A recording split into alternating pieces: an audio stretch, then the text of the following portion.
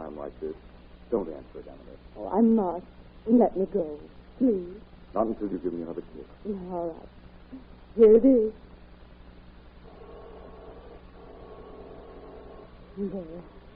Now, I must answer that phone. Don't get up. Here, answer it right from my lap. All right. Mr. Kruger's office. It is Mrs. Kruger. Is my husband there? Just a moment, please. It's your wife. Tell her I'm in conference, Miss Freeman. Go ahead. What are you holding your hand over the mouthpiece for? I'm letting her wait the length of time it could take me to come in here with the message. Smart girl. How about another little kiss while you're waiting? Why not? Hello? Hello? Hello? Oh, sorry to have kept you waiting, Mrs. Kruger. But I find Mr. Kruger is in conference. Please have him call me when he's free. Yes, Mrs. Kruger. I'll have him call you when he's free. Thank you. Goodbye. I'll have him call you when he's free. That'll be never. For I'm never going to let you free, Emily.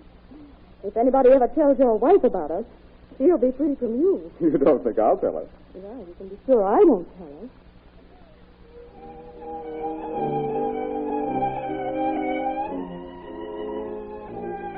Today's radio play, Office Romance, is based on a most interesting story taken from the pages of next Sunday's issue of the American Weekly, the magazine distributed with all Hearst Sunday newspapers from coast to coast. Yes? Oh, good morning, Miss McGinnis. Good morning, Miss Freeman. Harry in? Yes, Mr. Kruger's in. I'll find out if he's here. Come in. Mr. McGinnis to see you, Mr. Kruger. Send him in.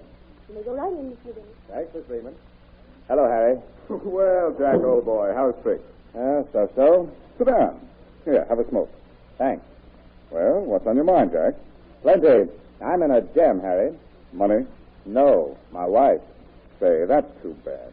Sorry to hear it, Jack. But maybe you're making a mountain out of a molehill. Everything will straighten out. You just give it time. You've got it all wrong, Harry. I'm not making anything out of it, but the wife is. Well, I don't want to sound preachy, Jack. We're men of the world. But if you will play with fire, you're liable to get burned. I know that. Only this time I'm absolutely innocent. What? On the level, Harry. You see, somebody sent this letter to my wife. Oh, here, read it.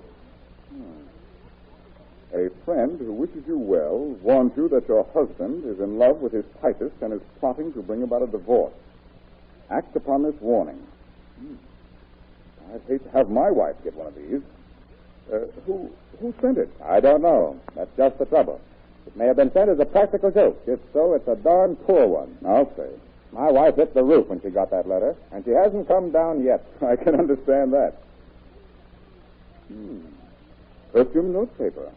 Purple ink? Do you know the handwriting? No, I never saw it before in my life. Let's see. The stamp was canceled at the West Side branch of the post office at 11:30 p.m. last night. Know anybody living in that section of town? No. Adelaide lives... I don't know a soul over that way. Adelaide isn't your present secretary, is she? No, I didn't mean to mention Adelaide's name. Skip it, Harry. But I'm telling you the truth. It's strictly business between my secretary and me. Have you any idea who could have sent this? There's only one person I could think of. That's why I'm here. Good heavens, Jack. You don't suspect me. No, not you, Harry, but your secretary. Emily? Miss Freeman? Yes. Why? Well, I don't think she likes me. Miss Freeman was once my secretary. What? She was your secretary? Then you and she were... Now, wait a minute, old man. Let me explain. Miss Freeman filled in for my regular girl who was ill at the time. I admit I tried to date her up, but it was no go. I didn't have room for her on the staff when my girl came back, so I fired her. Go on. Well, I figured she always held that against me, and knowing I tried to date her, thought it was my usual routine with a pretty secretary. Then when she thought enough time had elapsed for me to have forgotten her, she sent this note to my wife. Well, what do you want me to do? Ask her if she wrote it. You bet I will. Thanks, Harry. But you're all wet on this, Jack. Miss Freeman wouldn't do such a thing. You rang, Mr. Kruger? Yes, Miss Freeman. Come in a moment. Mr. McGinnis tells me that you were once his secretary. Yes, sir. For 3 days. He fired me because I wouldn't go out to dinner with him. He told me that, too. Now, Miss Freeman, have you harbored any grudge against Mr. McGinnis because of his attempts to date you? Why, no, sir. You're positive about that? Absolutely. He only acted according to his rules. No date, no job. I told you she thought that was my usual routine. Miss Freeman, did you send this note to Mrs. McGinnis? This? Of course not. Why should I? I have no interest personally in Mr. McGinnis. I'm glad to hear it. That's all, Miss Freeman. I'm sorry to have had to do this, Miss Freeman, but I must trace the writer of that note. That's quite all right, Mr. McGinnis. Will that be all, Mr. Kruger? Yes. Thank you, Miss Freeman. Well, that's that. Yeah, I'm afraid it is. Wish I could help you, Jack. You're in a tough spot. I'd hate to have my wife get a note like this. Yes, Harry. I'll bet you would.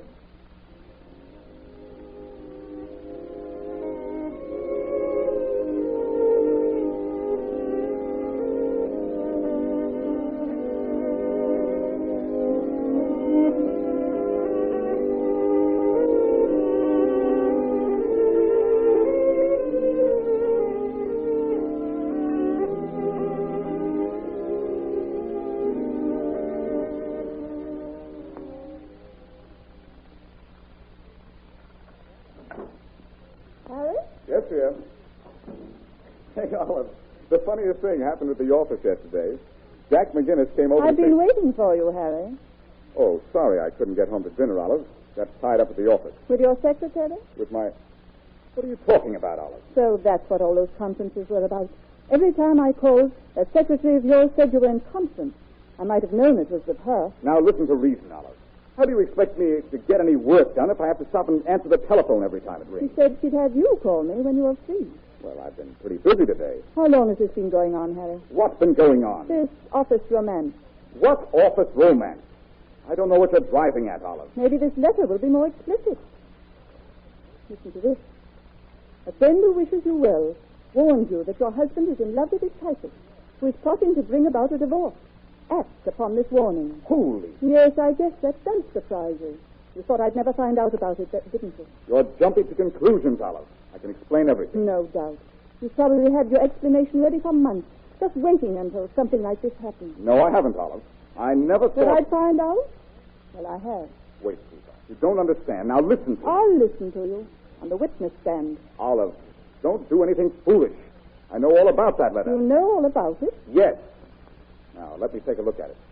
Here it is. How could you know all about it? You're bluffing. A very clever reaction, Harry, but it's not going to work. Why, golly. The very same letter. Perfume paper, purple ink. You've seen it before. Yes, I've seen it before. I saw it in my office yesterday. What do you mean? Now, that's what I wanted to tell you. A fellow came in to see me. Name's McGinnis, Jack McGinnis. You don't know him. Well, he had the same thing pulled on him with his wife. I don't understand. He got home the other night to face the same questions you've just asked me. The same letter, word for word, on the same perfume stationery and written in this purple ink, was handed to him by Mrs. McGinnis. He brought it over to show me. He was nearly crazy. With guilty remorse? He wasn't guilty. No. Oh, you wives are all alike. The first anonymous letter that falls into your hands, you accuse us husbands of everything on the calendar. Wait until I get Jack. I'll fix him. Why? What has he to do with this? Well, you see, we thought it must be some sort of practical joke, and I said I'd hate to have you get a letter like this, and he said, well, never mind what he said. But he must have gone out and mailed this to you to play the same joke on me. There's only one way to prove that, Harry. Olive, don't you believe me? I will, providing I don't get any more of these letters.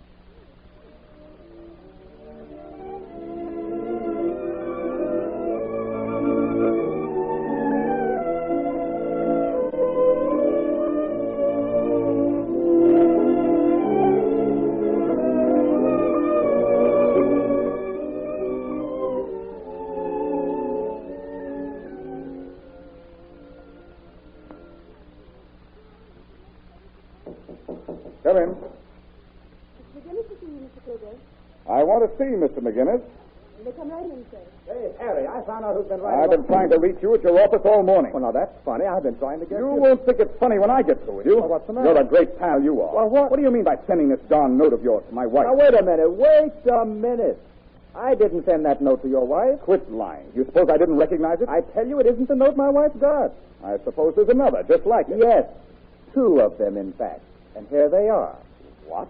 This is the one I showed you the other day. And this is the one my wife got yesterday. Well, I'll be doggone. Then who sent this one to my wife? The same person who sent these to mine. Your secretary, Miss Freeman. Oh, why, you're crazy, Jack. She sent these letters, and I can prove it. When was your wife's mail? Let's see. 11:30 p.m. from the West Side Station the night before last. And so were both of my wife's notes. One, the night before last, when your wife was mailed. And the other, the night before that. Say, this has me going. Miss Freeman lives on the west side, doesn't she? Yes. Did you know she's been going to a nerve specialist for treatment for some time? Why, no. I don't know anything about her private life. Well, I do. I had a detective look at this note. He said it was probably written by a mental case. So he made a survey of all the specialists in town. Dr. Loran has recognized this as the handwriting of a patient, a Miss Emily Freeman. Then he needs some of his own medicine. These notes aren't in Miss Freeman's handwriting. Oh, yes, they are. In the handwriting she uses when under the influence of a deep-rooted, subconscious fear. You see, Harry, she's afraid some wife may have her fired, so she mails them. The notes she's afraid someone else may send. That's the payoff. How can you prove it? Well, now, in order for these notes to have been canceled at the post office at 11:30, they must have been mailed not later than 11, right? Yes. Now, every night for the past few evenings, these notes have been mailed at 11 o'clock. It's likely that some more will be mailed tonight. Say, my wife mustn't get another one of these. Nor mine either. So you and I are going to watch Miss Freeman's house about 11 o'clock tonight.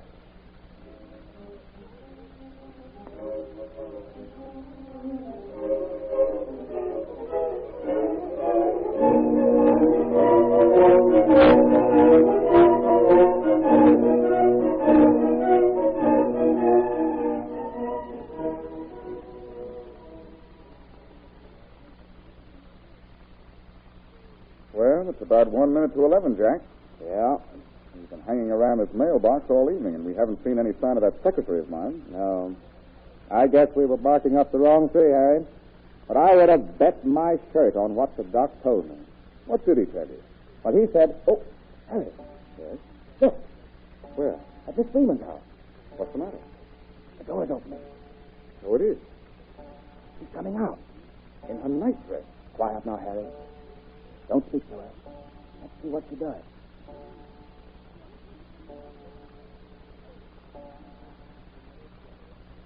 She's coming over here to the mailbox.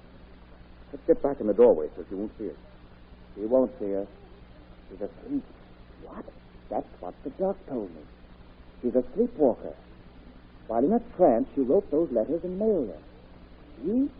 She's got a couple more to be mailed. She won't have them long. Come on, Jack. A letter in the hand is worth two in the mailbox.